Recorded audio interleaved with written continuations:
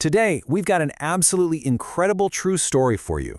One man's escape from a Siberian gulag and his journey home. And this wasn't just any journey.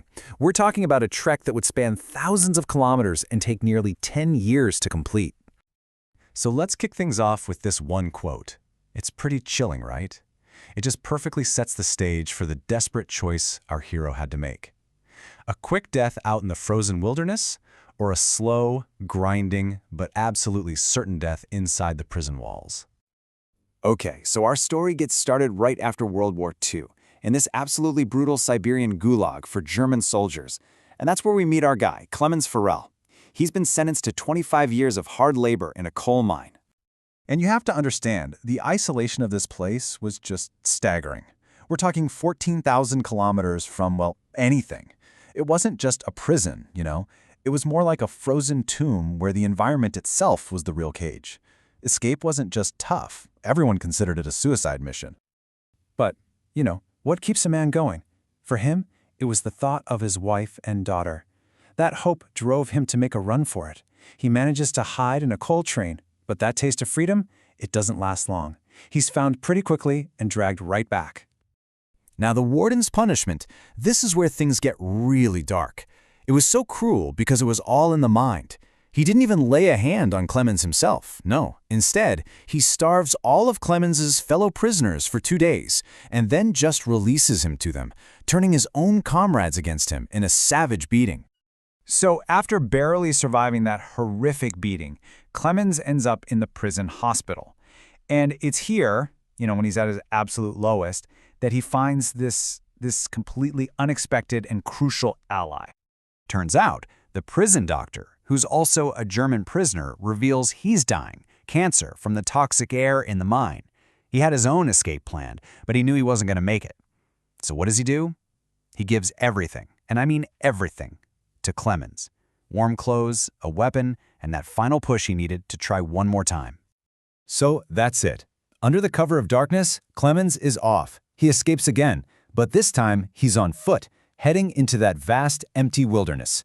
And just as he's vanishing into the snow, the warden finds out that the doctor has taken his own life, making sure the secret of the escape died right there with him.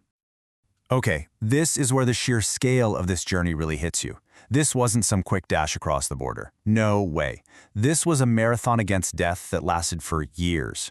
Think about it. After only 9 days, all his food is gone. It takes him 2 whole months just to see a single tree.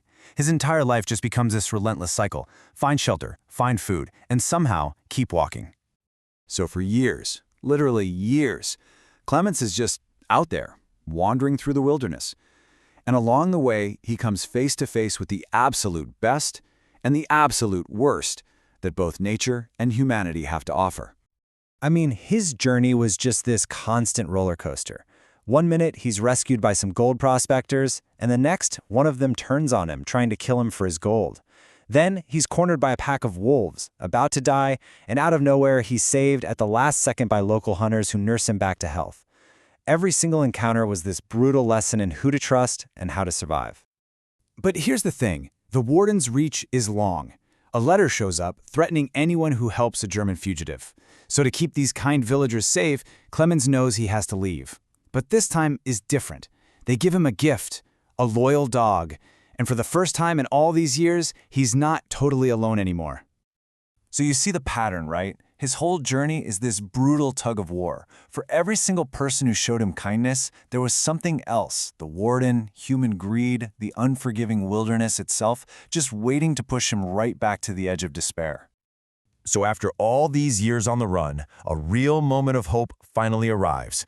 But of course, that little bit of hope puts Clemens right back in the sights of the one man who just refuses to give up the chase, the warden. He meets this factory owner who seems sympathetic, listens to his story, and even helps him get on a train bound for Germany. It feels like it's finally over, you know? But then, as the train slows down, Clemens looks out the window and sees soldiers, waiting, and that's when it hits him. The kindness was a lie. It was all a trap. What follows is just pure chaos. Clemens jumps from the speeding train, and bam, he's face to face with the warden on the tracks below. This has to be it, right? But in that split second, his dog, his loyal companion, just launches itself at the warden. There's a gunshot. The dog goes down. But that one heroic act bought him just enough time to leap off a bridge and onto another train passing underneath. Unbelievable. Okay, so let's fast forward. More years go by. It's now 1952. It has been 7 years since he first escaped, and Clemens finds himself in Central Asia. I mean, thousands of kilometers from where he started, but he's still not home. And then, in a village market, a Jewish man notices him. Having been a prisoner himself, he recognizes that look in Clemens's eyes, the look of a man who's been hunted. And instead of turning him in, he gives him the final piece of the puzzle, a new identity, a fake passport, everything he needs to cross that last border. So, with this new passport in hand, Clemens finally makes it. He reaches the bridge that separates Russia from Germany, his home. Freedom, real freedom, is literally just a few steps away. But as he's walking across that bridge, a spotlight flares to life, and it's on him. And standing there, blocking his path home, is the warden. After all this time, all those thousands of kilometers, his relentless pursuer is there for one last confrontation. You can just imagine the feeling. He's defeated, it's all been for nothing. But then, the warden does something nobody could have seen coming. Acknowledging the sheer, unbelievable courage and will to survive he has witnessed, he simply says, "In this fight, you have won." He steps aside and lets him pass. So Clemens crosses the border. He walks into the church in his hometown, and he sees his family. His daughter, who was just a little girl when he left, is a young woman now, and she turns, and she recognizes him instantly. After nearly a decade of unimaginable hardship, Clemens Forell is finally home. This incredible true story is just a testament to endurance, to hope, and to a will so strong it can overcome impossible odds. And it really leaves you with one powerful question, doesn't it? What is stronger than the human will to survive?